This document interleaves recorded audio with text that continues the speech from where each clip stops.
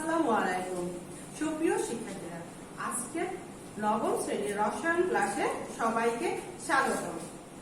তোমরা সবাই নিশ্চয়ই বাসায় আছো, তাহলে নিশ্চয়ই নিরাপদে আছো। এখন এই সময় করোনাকালীন সময়ে তোমরা সকল প্রকার স্বাস্থ্যবিধি মেনে চলবে। যদি একান্তই বাহিরে যেতে হয় তাহলে অবশ্যই মাস্ক ব্যবহার করবে এবং ফিরে এসে অবশ্যই হাতটাকে সুন্দরভাবে পরিষ্কার করে নেবে। আমি তোমাদের সাথে আছি আহমিরা জেরিন সীমা, সহকারী শিক্ষক।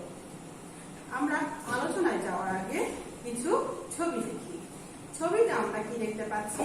এখানে দেখতে পাচ্ছি কিছু রাসায়নিক পরিবর্তন এবং একটু আমাদের রাসায়নিক বিক্রিয়া। তাহলে আমাদের আলোচনার বিষয়টা হতে পারে কি? আমাদের আজকের আলোচনার বিষয়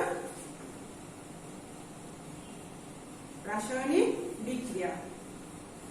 আজকে এই আলোচনা থেকে আমরা যেটা জানতে পারবো সেটা হলো পদার্থের পরিবর্তনকে বিশ্লেষণ করে রাসায়নিক বিক্রিয়া শনাক্ত করতে পারবো। রাসায়নিক বিক্রিয়ার শ্রেণী বিভাগ, রেডক্স, নন রেডক্স, একমুখী, উভমুখী, তাপোৎপাদী, তাপহারী বিক্রিয়ার সংজ্ঞা দিতে পারবো এবং বিক্রিয়ার বিভিন্ন প্রকার শনাক্ত করতে পারবো। পরিবর্তন বিশ্লেষণ করে জারণ বিজারণ বিক্রিয়ার প্রকার শনাক্ত করতে পারবো।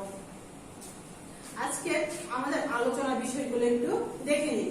আজকে আমাদের আলোচনার বিষয় হলো রাসায়নিক বিক্রিয়ার দিক, রাসায়নিক বিক্রিয়ায় তাপের পরিবর্তন, বিক্রিয়ায় ইলেকট্রন স্থানান্তর, জারণ সংখ্যা নির্ণয়, কয়েকটি জারণ বিজারণ বিক্রিয়া, নন রেডক্স বিক্রিয়া। এবার আমরা বিস্তারিত আলোচনায় চলে যাই। যে প্রক্রিয়ায় এক বা একাধিক বস্তু এক বা একাধিক নতুন বস্তুতে পরিণত হয় তাকে রাসায়নিক বিক্রিয়া বলা হয়। এক বা একাধিক বস্তু উৎপাদ হলো নতুন একটি বস্তুতে যখন পরিণত হয়, এক বা একাধিক বস্তু যখন এক বা একাধিক বস্তুতে পরিণত হচ্ছে তখন সেটাকে আমরা বলছি রাসায়নিক বিক্রিয়া, অর্থাৎ বিক্রিয়কগুলো উৎপাদে পরিণত হচ্ছে। বিক্রিয়ার দিকের উপর ভিত্তি করে আমরা রাসায়নিক বিক্রিয়াকে দুই ভাগে ভাগ করি। একটি হচ্ছে একমুখী বিক্রিয়া, আরেকটি হলো উভমুখী বিক্রিয়া। একমুখী বিক্রিয়া হলো যে বিক্রিয়ার দিক একদিকে, অর্থাৎ বিক্রিয়ক থেকে উৎপাদে পরিণত হবে, সেটা হলো আমার একমুখী বিক্রিয়া। এখানে আমি দেখতে পাচ্ছি ক্যালসিয়াম কার্বনের তাপ দিয়ে ক্যালসিয়াম অক্সাইড এবং কার্বন ডাই অক্সাইডে পরিণত হয়। সুতরাং এই বিক্রিয়াটি হলো আমার একমুখী বিক্রিয়া। আবার ইথানলকে যদি ইথানোয়িক অ্যাসিডের সঙ্গে বিক্রিয়া ঘটানো হয় এবং সেখানে প্রভাবক হিসেবে HCl উপস্থিত থাকে তাহলে দেখা যাবে সেখানে ইথানয়েড এস্টার এবং পানি উৎপন্ন হয়েছে। এটি একটি উভমুখী বিক্রিয়া। এই বিক্রিয়ায় যখন বিক্রিয়ক থেকে উৎপাদে পরিণত হলো, উৎপাদগুলো ঠিক একইভাবে বিক্রিয়কে পরিণত হয়। এই বিক্রিয়াকে বলা হচ্ছে উভমুখী বিক্রিয়া, অর্থাৎ বিক্রিয়কগুলো উৎপাদে এবং উৎপাদগুলো বিক্রিয়কে পরিণত হয়। এটা হলো আমার উভমুখী বিক্রিয়া। তাপ শোষণ এবং তাপ উৎপন্ন হওয়ার ভিত্তিতে রাসায়নিক বিক্রিয়াকে আবার দুই ভাগে ভাগ করে। এক হলো তাপ উৎপাদী বিক্রিয়া, আর একটা হলো তাপহারী বিক্রিয়া। যে বিক্রিয়ায় তাপ উৎপন্ন হয় তাকে বলা হচ্ছে তাপ উৎপাদী বিক্রিয়া। এখানে আমি দেখি নাইট্রোজেন এবং হাইড্রোজেন যখন নিজেদের সঙ্গে বিক্রিয়া করে তখন কি হয়? অ্যামোনিয়া উৎপন্ন হয়। অ্যামোনিয়া সঙ্গে কি 92 কিলোজুল তাপ উৎপন্ন হচ্ছে। যেহেতু এখানে তাপ উৎপন্ন হচ্ছে সুতরাং এটি একটি তাপ উৎপাদী বিক্রিয়া। আবার এখানে খেয়াল করো, নাইট্রোজেন অক্সিজেনের সঙ্গে বিক্রিয়া করার সময় 180 কিলোজুল তাপ দিতে হয়েছে। যেহেতু এখানে তাপ প্রদান করে এই বিক্রিয়াটা সংঘটিত হয়েছে সুতরাং এটি একটি তাপহারী বিক্রিয়া। এবার দেখি রাসায়নিক বিক্রিয়ার ইলেকট্রন স্থানান্তরের উপর ভিত্তি করে দুই ভাগে ভাগ করা হয়েছে। একটি হলো রেডক্স, আরেকটি হলো নন রেডক্স। রেডক্স কথাটা এসছে রিডাকশন এবং অক্সিডেশন। রিডাকশন এবং অক্সিডেশন এই দুই কথার মিশ্রণে রেডক্স কথাটা এসেছে। রিডাকশন কথার মানে হলো বিজারণ এবং অক্সিডেশন কথার মানে হলো জারণ। অর্থাৎ যে বিক্রিয়ায় জারণ এবং বিজারণ সংঘটিত হয় সেটাই হলো রেডক্স বিক্রিয়া, এবং যেখানে জারণ বিজারণ সংঘটিত হয় না সেটা হলো আমার বিজারণ বিক্রিয়া। রেডক্স বিক্রিয়ার মধ্যে আছে সংযোজন, বিয়োজন, প্রতিস্থাপন, দহন, এবং নন রেডক্স বিক্রিয়ার মধ্যে আছে প্রশমন এবং অধঃক্ষেপণ। এই বিক্রিয়াগুলো সম্পর্কে জানার আগে আমরা কিছু অন্য জিনিস জেনে নিই। অন্য জিনিসের মধ্যে আসছে জারণ সংখ্যা। জারণ সংখ্যাটা কি? যখন কোন একটা পরমাণু কি পরিমাণ ইলেকট্রন দান করবে অথবা কি পরিমাণ ইলেকট্রন গ্রহণ করবে সেটাই হলো তার জারণ সংখ্যা। জারণ সংখ্যাকে আমরা ধনাত্মক অথবা ঋণাত্মক চিহ্ন যুক্ত সংখ্যা দিয়ে প্রকাশ করি। ধনাত্মক অথবা ঋণাত্মক চিহ্নযুক্ত সংখ্যা দিয়ে প্রকাশ করি। সাধারণত ধাতুগুলো ইলেকট্রন ত্যাগ করে এবং অধাতুগুলো ইলেকট্রন গ্রহণ করে। সুতরাং ধাতুগুলোর জারণ সংখ্যা ধনাত্মক এবং অধাতুগুলোর জারণ সংখ্যা ঋণাত্মক হয় বেশিরভাগ। এখন দেখি সোডিয়াম একটি ইলেকট্রন ত্যাগ করে, সুতরাং সোডিয়ামের জারণ সংখ্যা +1। ক্লোরিন একটি ইলেকট্রন গ্রহণ করে, সুতরাং ক্লোরিনের জারণ সংখ্যা -1। একইভাবে অন্য সবগুলো কিন্তু একইভাবে হয়ে এসেছে। এখন নিচের দিকে খেয়াল করি, হাইড্রোজেনের জারণ সংখ্যা কি আমরা জানি +1, কিন্তু হাইড্রোজেনের জারণ সংখ্যা -1। আবার অক্সিজেনের জারণ সংখ্যা আমরা জানি -2, কিন্তু পারঅক্সাইডে অক্সিজেনের জারণ সংখ্যা -1। আবার সুপার অক্সাইডে অক্সিজেনের জারণ সংখ্যা -1/2। এটা হলো একই পরমাণুর জারণ সংখ্যা বিভিন্ন সময় বিভিন্ন হতে পারে। জারণ সংখ্যা বিভিন্ন সময় বিভিন্ন হতে পারে, কিন্তু আমরা যদি এটাকে যোজনীর সঙ্গে তুলনা করি তাহলে বলতে পারি যে যোজনী কিন্তু বিভিন্ন সময় বিভিন্ন হয় না। আবার জারণ সংখ্যা আমার ভগ্নাংশ হতে পারে, কিন্তু যোজনী আমার কখনো ভগ্নাংশ হয় না। জারণ সংখ্যাটা হলো যে ইলেকট্রন গ্রহণ অথবা ত্যাগ করার ক্ষমতাটাই হচ্ছে আমার জারণ সংখ্যা।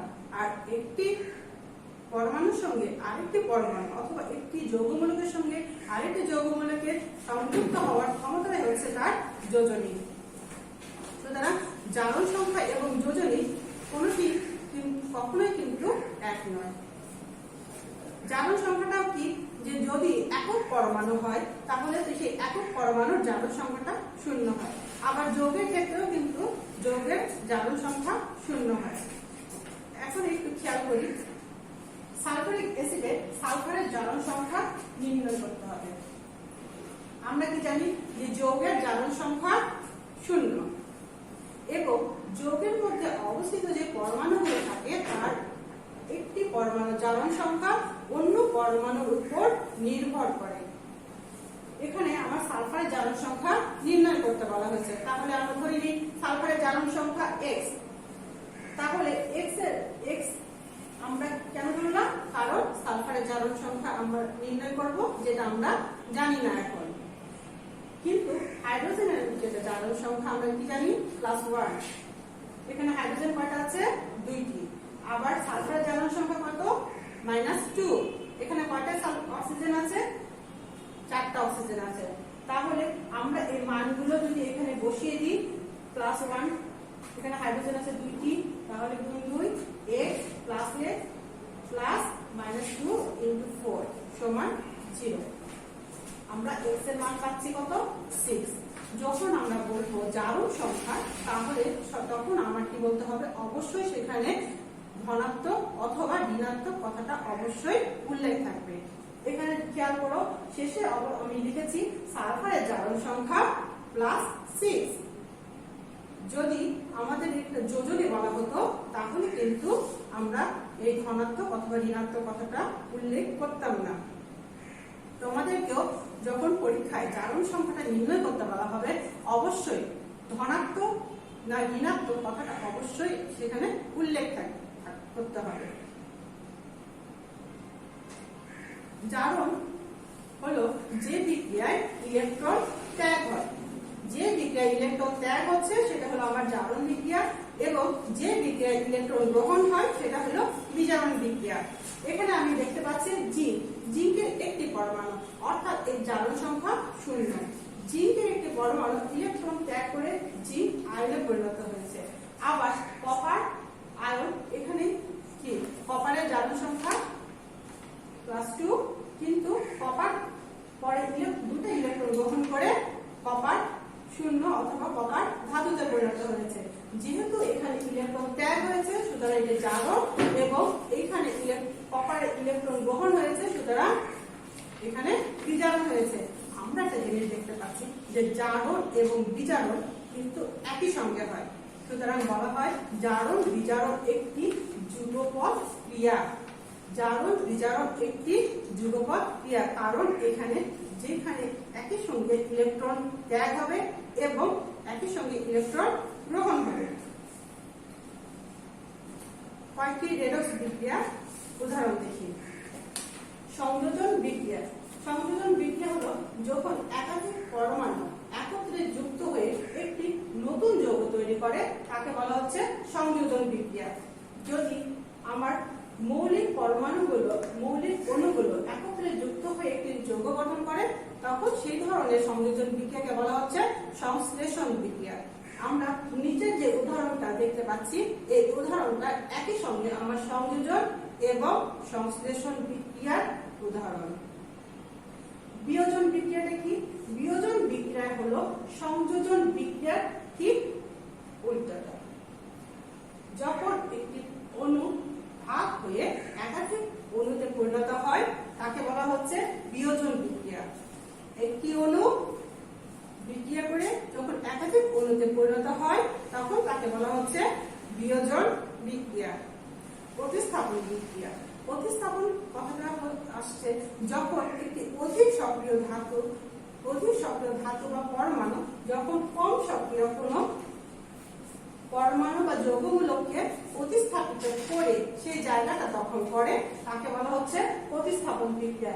এখানে জিঙ্ক হাইড্রোজেনের চাইতে অধিক সক্রিয়, যার কারণে জিঙ্ক হাইড্রোজেনের জায়গাটা দখল করে নিয়েছে, সুতরাং এটি একটি প্রতিস্থাপন বিক্রিয়া। এবং নিচে আমরা দেখতে পাচ্ছি মিথেন অক্সিজেনের সঙ্গে বিক্রিয়া করে কার্বন ডাই অক্সাইড, পানি এবং তাপ উৎপন্ন করেছে। এখানে যখন কোনো একটি যৌগ বা মৌল অক্সিজেনের উপস্থিতিতে বিক্রিয়া করে তার অক্সাইড তৈরি করে এবং তাপ উৎপন্ন করে, সেটাই হচ্ছে তার দহন বিক্রিয়া। এরপর নন রেডক্স বিক্রিয়ার দুটো উদাহরণ আছে, এটা হলো প্রশমন আর এটা হলো অধঃক্ষেপণ। অ্যাসিড এবং ক্ষার যখন বিক্রিয়া করে তখন কি হয়? লবণ এবং পানি উৎপন্ন হয়। অ্যাসিড এবং ক্ষার যখন বিক্রিয়া করে সেই ধরনের বিক্রিয়াকে বলা হচ্ছে প্রশমন বিক্রিয়া। অবশ্যই একে অ্যাসিড ক্ষার বিক্রিয়া বলা হয়। এখন খেয়াল করো, যখন এখানে অ্যাসিড এবং ক্ষার বিক্রিয়া করছে তখন কিন্তু পানি উৎপন্ন হচ্ছে। এই পানি যখন উৎপন্ন হয় তখন কিন্তু 57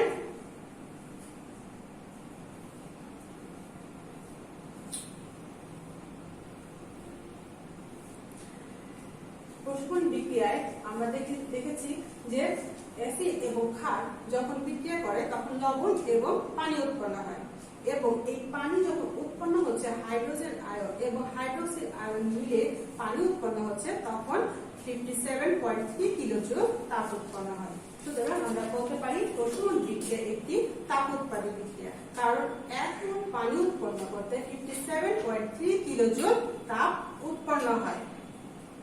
এরপরে আসছি অধঃক্ষেপণ বিক্রিয়া। যখন একাধিক তরল পদার্থ যখন নিজেদের সঙ্গে বিক্রিয়া করে তখন অদ্রবণীয় একটি উৎপাদ উৎপন্ন হয়, এই বিক্রিয়াকে বলা হচ্ছে অধঃক্ষেপণ বিক্রিয়া। এবং যে অদ্রবণীয় উৎপাদ উৎপন্ন হচ্ছে তাকে বলা হচ্ছে অধঃক্ষেপ। এই অধঃক্ষেপটি পানিতে অতটা দ্রবণীয় হয় না, যার কারণে এটি অদ্রবণীয় অবস্থায় তরলীয় হয়ে থাকে। এখানে আমরা উদাহরণ দেখতে পাচ্ছি, সোডিয়াম ক্লোরাইড যখন সিলভার নাইট্রেটের সঙ্গে বিক্রিয়া করে তখন সিলভার ক্লোরাইডের একটি সাদা পদক্ষেপ উৎপন্ন হয়। এটাই ছিল আমাদের আজকের আলোচনা। আজকের এই আলোচনার উপরে আমাদের কিছু প্রশ্ন আছে, প্রশ্নগুলো উত্তর আমরা দেখি পারি কিনা। একমুখী বিক্রিয়া কি? বিক্রিয়াটি একদিকে তাকে বলা হচ্ছে একমুখী বিক্রিয়া। প্রশমন বিক্রিয়া কি? অ্যাসিড এবং ক্ষারের বিক্রিয়ায় লবণ এবং পানি উৎপন্ন হয়, এটি হলো আমার প্রশমন বিক্রিয়া। পার অক্সাইডের অক্সিজেনের জারণ সংখ্যা কত? পার অক্সাইডের অক্সিজেনের জারণ সংখ্যা -1। হাইড্রাইডের হাইড্রোজেনের জারণ সংখ্যা কত? হাইড্রাইডের হাইড্রোজেনের জারণ সংখ্যা -1। আজকে এই আলোচনার উপরে তোমাদের সামনের দিন টপলেস থাকবে এবং এই আলোচনাটুকুই তোমরা বাসায় ভালো করে চর্চা করবে। ধন্যবাদ সবাই।